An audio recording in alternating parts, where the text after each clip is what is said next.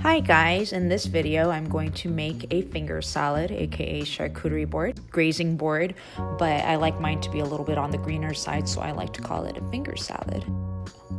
So that was a bed of crunchy baby kale. I love kale.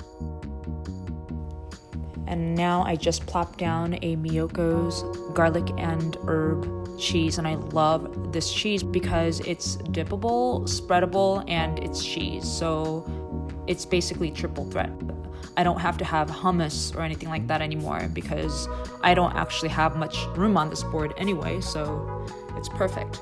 I like to use something crunchy like celery or carrots, something that's a vegetable generally, but in this case I use apple because apples are red and I really wanted to focus on the colors red and green. But the apples dipped in Miyoko's cheese was actually incredible. The star of this whole wreath is the dill. I found this dill at the local farmers market, downtown LA, historic farmers market to be precise, and I knew I had to make a wreath out of it, but because it's really stringy and fibrous, I am also using the kale so that the dill isn't the only green. For the ornaments, I am using something red again, tomatoes and radish. Last time I made a charcuterie board, I didn't make a video of it, but I found this amazing thing at Whole Foods called the roasted and seasoned tomato wedges. It's basically tomato wedges in Italian dressing. That's what it tastes like. I wrap prosciutto around it, and then when you bite into it, it's so juicy. It begs to be paired with greens. So then you'll reach over and eat more greens, and that's kind of how it works for me. So basically I am wrapping a prosciutto around the juicy tomato wedges, and then I stick a toothpick in, and on either end I put grapes. And I kind of like that contrast, the sweet and the savory, but you don't have to eat it all together.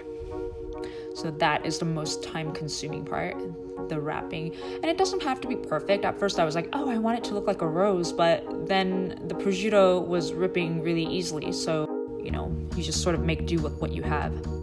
I found these kumquats at a local Whole Foods.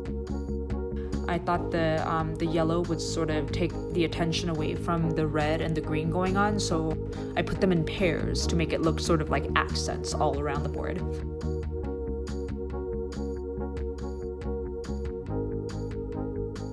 And of course, crackers are pretty essential to any charcuterie board. I always like to leave the nuts and the dried fruit at the very end, and they're great to make as a finishing touch. So in this case, I just kind of poured it on the center, and so the cheese sort of disappeared, but it actually ended up working out when I was eating it.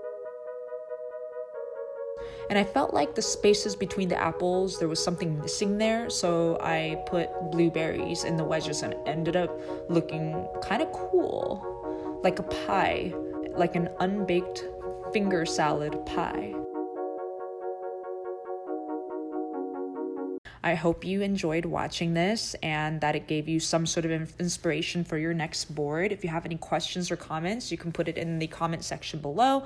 And don't forget to subscribe. Have a wonderful and Merry Christmas.